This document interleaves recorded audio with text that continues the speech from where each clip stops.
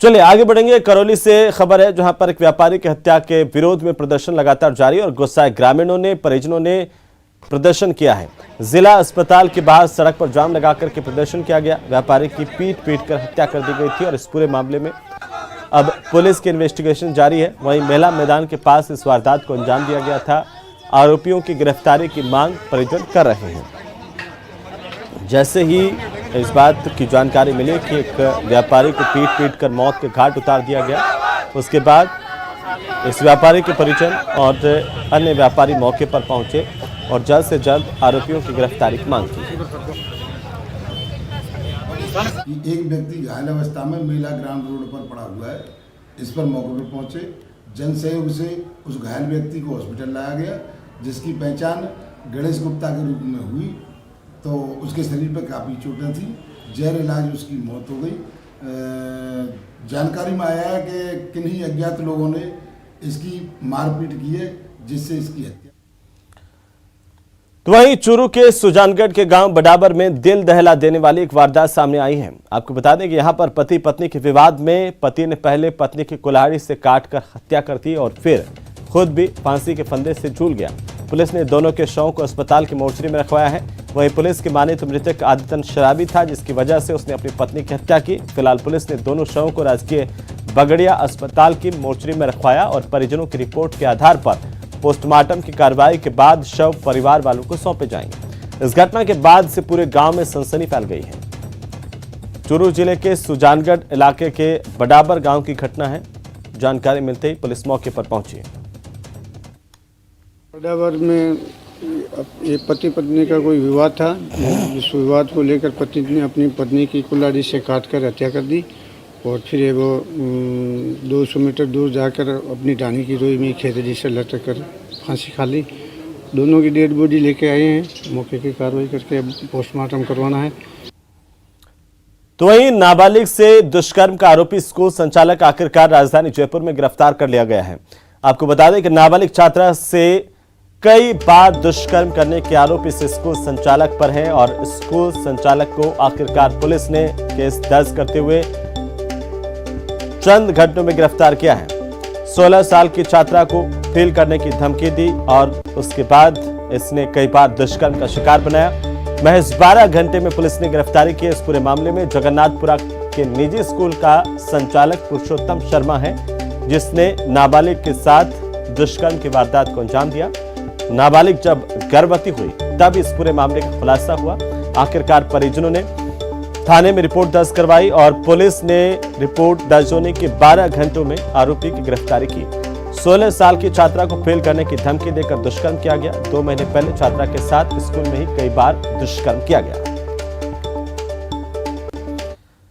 उधर राजधानी जयपुर से बड़ी खबर, जहां आपको बता दें कि ब्लाइंड मर्डर का खुलासा आखिरकार पुलिस ने किया है। बड़ी और अहम जानकारी राजधानी जयपुर से, जहां पर ब्लाइंड मर्डर का खुलासा किया गया। घाटगेट कब्रिस्तान में युवक के ब्लाइंड मर्डर का खुलासा हुआ है। अवैध संबंधों के चक्कर में ये हत्या की वारदात को अंजाम दिया गया था और पत्नी ने प्रेमी के साथ मिलकर के इस हत्या की वारदात की कहानी पूरी रची। पुलिस ने पत्नी समेत 4 आरोपियों की गिरफ्तारी की है, जिनसे पूछताछ की जा रही है। 4 मार्च को युवक की हत्या की गई थी। पत्थर से युवक के सिर पर कई वार कर मौत के घाट उतार दिया गया था। आदर्शनगर थाना इलाके में जो कब्रिस्तान है, वहाँ एक मज़ार के पास में एक डेड बॉडी मिली थी, जिसके पास में एक खून सना हुआ पत्थर पड़ा हुआ था और काफ़ी सारा ब्लड था। उसकी शिनाख्त का प्रयास किया गया। उसके हाथ पर जो गुदा हुआ था वो और मुखबिरों की सहायता शिनाख्त की गई, तो वो अमृतपुरी में रहने वाला शाहरुख जो था वो उसकी डेड बॉडी थी। लाइट केस था, उस पर हमारे टीम ने काम किया। हमारे एसीपी हवा सिंह जी और एसएचओ विष्णु बकरी जी ने अपनी टीम को उसमें लगाया और सीसीटीवी फुटेज हमने देखी। कुछ बातों को लेकर उसके परिवार में उसकी पत्नी पर भी आरंभिक तौर पर कुछ शक हुआ था, जिसके बाद में और चीज़ें डेवलप की गई और आज उस केस में हमने उसका खुलासा करते हुए 4 लोगों को हमने उसमें अरेस्ट किया है। तो वहीं शाहपुरा थाना पुलिस ने एटीएम कार्ड बदल कर रुपए निकालने के मामले में बड़ी कार्रवाई की है।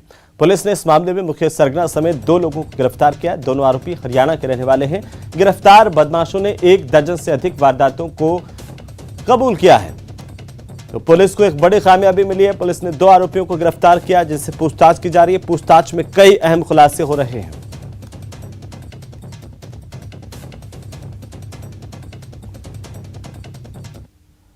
तो चले आगे बढ़ेंगे और अब बात करेंगे लपटों की विनाश लीला की। जी हां, टीवी स्क्रीन पर इस वक्त विनाश लीला की 2 अलग अलग तस्वीरें हम आपको दिखा रहे हैं। और पहली तस्वीर दौसा शहर की, जहां रेलवे ओवरब्रिज के नीचे खड़ी 2 जीपों में आग लग गई, जिसमें 2 जीप पूरी तरह से जलकर खाक हो गई है।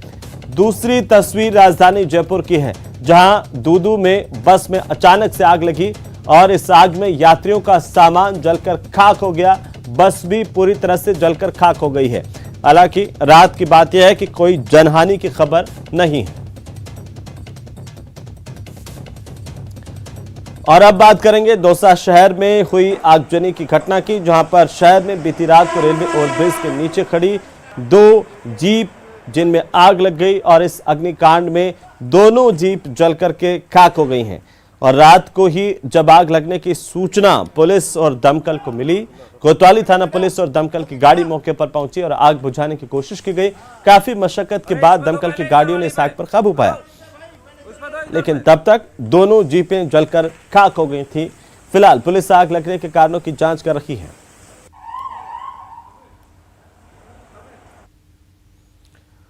तो वहीं जयपुर में निजी बस में अचानक से आग लगी। शॉर्ट सर्किट की वजह से आग लगने की जानकारी अब तक साफ हो पाई है। आग से किसी जनहानि की खबर हालांकि नहीं है, लेकिन यात्रियों का सामान जलकर खाक हो गया। जयपुर से उदयपुर बस जा रही थी। इसी दौरान दूदू के दांतरी के पास यह घटना घटी, जहां बस में शॉर्ट सर्किट की वजह से आग लगी। जैसे यात्रियों को इस बात का पता चला, अफरा तफरी मच गई। और इसी बीच बड़ी खबर हम आपको बता दें, राजधानी जयपुर से इस वक्त की बड़ी खबर मिल रही है। बड़ी और अहम जानकारी इस वक्त की, जहां पर रिश्ते तार हुए हैं जयपुर में।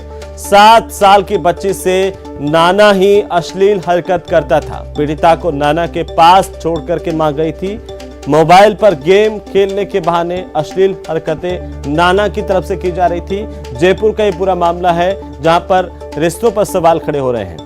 और अब आरोपी नाना के खिलाफ केस दर्ज किया गया है। बच्चे के पिता ने करधनी थाने में इसे लेकर शिकायत दर्ज करवाई है। बड़ी खबर है इस वक्त की, बच्ची की मां बच्ची को नाना के पास छोड़कर जाती थी और अब ये सामने आया कि नाना अश्लील हरकतें इस बच्चे के साथ करता था। जैसे पता चला, शिकायत दर्ज करवाई गई है। वहीं अलवर जिले में मार्च क्लोजिंग में रिकवरी को लेकर सरकार के 2 विभागों के अधिकारी और कर्मचारी आमने सामने हो गए हैं।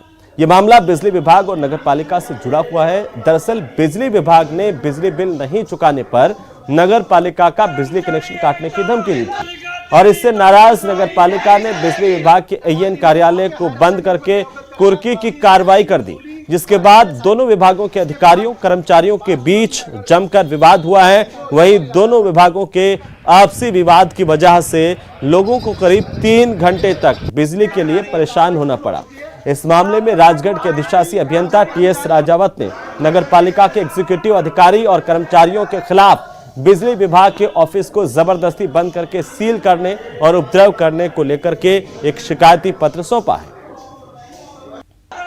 नगरीय विकास कर की जो बकाया राशि थी उसकी वसूली को लेकर सहायक अभियंता कार्यालय विद्युत विभाग पर कार्रवाई की गई थी और लंबे समय से राशि बकाया थी और काफ़ी बड़ी राशि थी जो बकाया थी। तो नगरीय विकास कर के जो लक्ष्य नगर पालिका को प्राप्त होते हैं, तो इतनी बड़ी रकम जो है उसकी वसूली निहायत ही आवश्यक हो जाती है। इसके लिए बार बार नोटिस जारी किए गए हैं, लेटर जारी किए गए हैं, लेकिन ना तो कोई संतोषप्रद जवाब जो है AN ऑफिस से प्राप्त हुआ। पूरा डिपार्टमेंट रिकवरी में लगा हुआ है। जो हमें टारगेट दिए गए हैं उसके लिए मैं स्वयं, हमारे JN साहब सुबह जल्दी हम लोग फील्ड में चले जाते हैं और मार्च के महीने में हमारा प्रयास था कि हम निगम की 100% रिकवरी करें। इसी उद्देश्य से जब हमने देखा कि भाई कौन कौन से डिपार्टमेंट्स के बकाया हैं, तो नगर पालिका की जो बिल्डिंग नहीं बनी है, जिस दिन से बिल्डिंग बनी है उस दिन से इसके बिल जमा नहीं हुआ। हम सभी को एक प्रेरणा की जरूरत होती है जो हमें सर्वश्रेष्ठ प्राप्त करने के लिए प्रोत्साहित करती है। हमारी पहल बायजूस यंग जीनियस में हमारे पास विभिन्न क्षेत्रों के कुछ महान सितारे आए जो बच्चों के लिए एक प्रेरणा थे। और इस हफ्ते हम हमारे साथ जुड़े Olympic silver medallist Ravi Dahiya और भारतीय शतरंज खिलाड़ी तान्या सचदेव से मिले। आप भी मिलिए। प्लीज वेलकम 2020 और 2021 लगातार 2 साल रेसलिंग के लिए एशिया चैंपियनशिप में इंडिया को गोल्ड जिताने वाले, टोक्यो ओलंपिक्स में इंडिया को सिल्वर मेडल दिलाने वाले, खेल रत्न अवार्ड से सम्मानित हरियाणा के रवि दाहिया।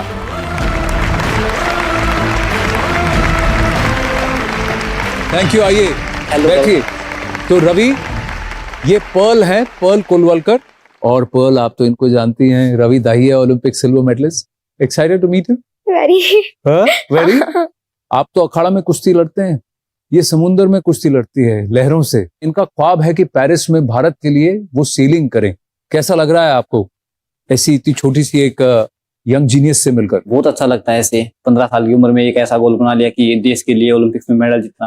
तो मैं तो यही कहूंगा कि आप मेडल नहीं, देश के लिए गोल्ड जीतो, क्योंकि आप अभी से गोल्ड का टारगेट बनाओगे जब भी आप गोल्ड जीत सकते हो। She is playing defense. It drops down to 33%. Yes. So now that you've shared this with me, are you okay if I share this with Tanya? Oh yes, I would say. You'll be happy to share with us with Yes, her? definitely. So let's do that right now. Oh, Tanya touched it. Oh yes, hello. Hi Siddharth. Hi guys. Oh my god, I am mind blown by what I just saw. Oh yes, thank you. I just feel like I've never met you before, but you've just seen through my whole life right now. So many things that you were talking about, especially, you know, what you mentioned about 2008 being one of the most active years when I was just breaking out and playing the maximum number of games. I mean, do you have any free time to become my coach anytime soon? Oh. You know, we've all got trainers, but this is such a scientific way to look at it. The way you were talking about my results with White, what my strengths and weaknesses are. This was amazing. How was that? Oh yes, that's great.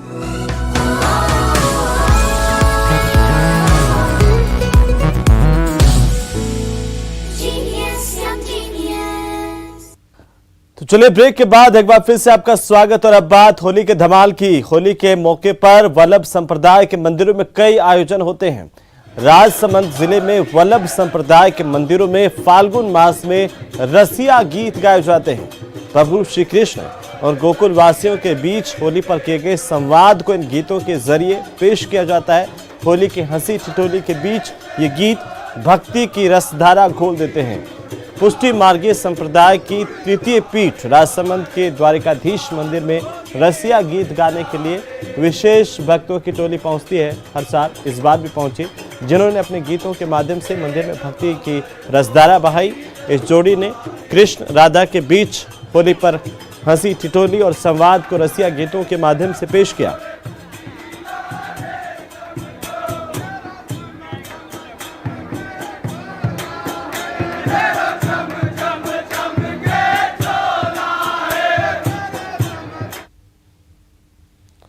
तो लय और ताल का सदा हुआ रूप कहीं दिखता है, राजस्थान में दिखता है। और हर साल होली के मौके पर मारवाड़ में गेर नृत्य की धूम रहती है। युद्ध के बाद जीत की खुशी का इजहार किस तरीके से हो, इसकी बानगी गेर नृत्य में आसानी से देखने को मिलती है और समझी जा सकती है। इस नृत्य में सभी जातियां समाज के हिस्सा लेती हैं अपने अपने तरीके से और गैर खेलती हैं। इनको गेरिए कहा जाता है। और ये जोधपुर की तस्वीर है जहां पर ये गेरिए खास तौर पर मशहूर है।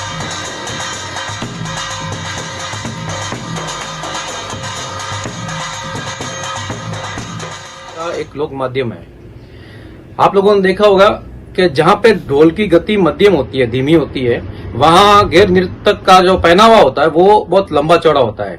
जैसे कि बाड़मेर बालोतरा में जो आंगी गेर होती है, आंगी बहुत लंबी और भारी होती है, जामा पहना जाता है, आंगी या जामा पहनते हैं, तो वहाँ नाचने की गति धीमी होती है और ढोल की गति भी धीमी होती है, तो वहाँ भारी पहनावा पहना जाता है घुंघरुओं के साथ। होली के पर्व पर लगभग 5 से 6 दिन तक कंटिन्यू सब घर घर जाके ढूंढ करते हैं और होली का जो डांस प्रोग्राम होता है, और फिर उसके बाद में जो ढूंढ का प्रोग्राम खत्म होने के बाद में हम सब लगभग हमारे गेर के सदस्य है 125 से 150 के करीबन, और वो सभी ग्रामीण जनों के साथ में सब घर घर जाने के बाद में एक एक मंदिर पे जाते हैं, सब जगह फूलडोर करते हैं, और ऐसे करके 7-8 दिन का प्रोग्राम हमारा होली पे होता है। राजस्थान की प्रतिस्पर्धा से जुड़ा हुआ है ये गेर नृत्य।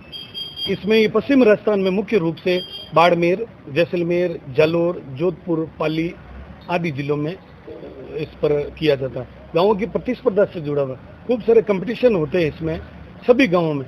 बिलड़ा में तो मुख्य रूप से नौसितियों के मेले पर सभी गांवों की गेर आती है और उनको जो फर्स्ट सेकंड थर्ड आने वाले को इनाम भी दिए जाते हैं। राजस्थान की संस्कृति को रूबरू कराने में गेर नृत्य का भी अपना अलग महत्व है।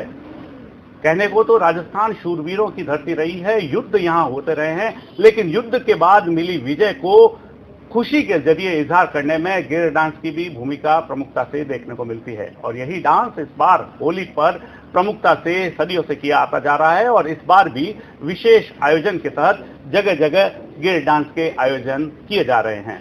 रंजन दवे, न्यूज़ 18 राजस्थान, जोधपुर। तो वहीं होली की तैयारी के लिए जलदाय विभाग ने अपने पूरे स्टाफ को हेडक्वार्टर नहीं छोड़ने के निर्देश जारी किए हैं। जलदाय विभाग ने होली पर पानी की सप्लाई के एक दिन पहले से लेकर के होली के एक दिन बाद तक तेज प्रेशर से जयपुर में पानी की सप्लाई की तैयारी इस बार की है, ताकि रोजाना से ज्यादा पानी जयपुर वासियों को मिल सके। दरअसल जलदाय विभाग होली के दौरान 10% पानी की सप्लाई बढ़ा रहा है, ताकि होली के दौरान त्योहार के सेलिब्रेशन में पानी की कहीं कमी नहीं आए। होली के एक दिन पहले और होली के एक दिन बाद तक जलदाय विभाग तेज प्रेशर से पानी देगा, जिससे लोगों को राहत हो सके। होली के लिए हमने एक्चुअली जयपुर शहर के वासियों के लिए एक विशेष तैयारी कर रखी है कि बीसलपुर से हम 10 से 15% तक की ज़्यादा पेयजल आपूर्ति करेंगे। तो जो समय है आपूर्ति का, जो पेयजल उपलब्ध कराने का, उसके अतिरिक्त एक बार दोपहर में अलग अलग टाइमिंग के हिसाब से, लोगों की ज़रूरत के हिसाब से, तो हर साल की भांति जैसे हम करते आए, हर साल हम 10% बीसलपुर की अतिरिक्त सप्लाई करते हैं। इस प्रकार इस साल भी करीब 10% अतिरिक्त पेयजल की सप्लाई करेंगे। होली के ऊपर जलदाय विभाग की ओर से 10% अतिरिक्त जलापूर्ति की जाएगी। राजधानी जयपुर में होली के पहले और होली के बाद भी जो पानी का प्रेशर है वो बढ़ाया जाएगा। कोशिश ये है कि राजधानी वासियों को 30 MLD अतिरिक्त जलापूर्ति की जाए। करीब 600 MLD पानी बीसलपुर से और ट्यूबवेल के जरिए राजधानी वासियों को पहुंचाया जा रहा है। ऐसे में जो जलदाय विभाग ने तमाम कर्मियों को अपने हेडक्वार्टर पर रहने के निर्देश दे दिए हैं कि होली के दौरान किसी भी तरह की परेशानी ना आए, आम जनता तक पानी की पूरी सप्लाई हो और 30% एक्स्ट्रा, यानी धुलेंडी के दिन दोपहर बाद जो हर साल सप्लाई की जाती है, ठीक उसी तरीके से लोगों को पानी की सप्लाई मिलेगी और होली का त्यौहार अच्छे तरीके से मनाया जाए। इसके लिए पूरे जलदाय विभाग के कर्मचारियों को हेडक्वार्टर पर बने रहने के निर्देश भी जारी कर दिए गए हैं। अरबाज अहमद, न्यूज़ 18 के लिए जयपुर से। तो वहीं दौसा के आदर्श विद्या मंदिर ब्रह्मपुरी में फूल होली का आयोजन किया गया और इस आयोजन में बड़ी संख्या में बच्चे शामिल हुए। कार्यक्रम में स्कूली बच्चों ने एक दूसरे के ऊपर पुष्प वर्षा की और फूल होली खेली।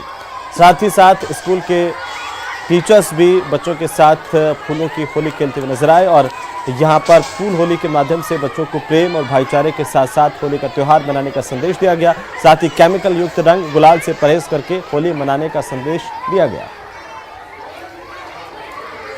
हमारे स्कूल में होली है, आज हम सब होली मना रहे हैं। आज हमारे स्कूल में होली और हम होली मना रहे हैं और बड़ा मजा आ रहा है और सबके ऊपर फूल डाल रहे, बड़ा मजा आ रहा है। हमारे यहाँ आज होली का फेस्टिवल है, यहाँ पे पुष्प से होली मना रहे हैं। हमारे यहाँ पर फूल से होली मनाई जाती है। होली फाल्गुन मास की पूर्णिमा को मनाई जाती है। इस दिन सब रंग से होली खेलते हैं, सब मजे से होली खेलते हैं। इस दिन होली मनाते हैं। हमारे स्कूल में आज होली का त्यौहार मनाया जाता है, वो बहुत अच्छा बन रहा है। तो वहीं बाड़मेर में भी होली की धूम देखने को मिली है। बाड़मेर में भी लोग पुरखों की होली से जुड़ी परंपराओं को अभी भूले नहीं है और यही वजह है कि बाड़मेर में लोक परंपराओं में फाल्गुन के अलहड़ लोकगीत और चंग की थाप पर गूंज आज भी सुनाई देती है।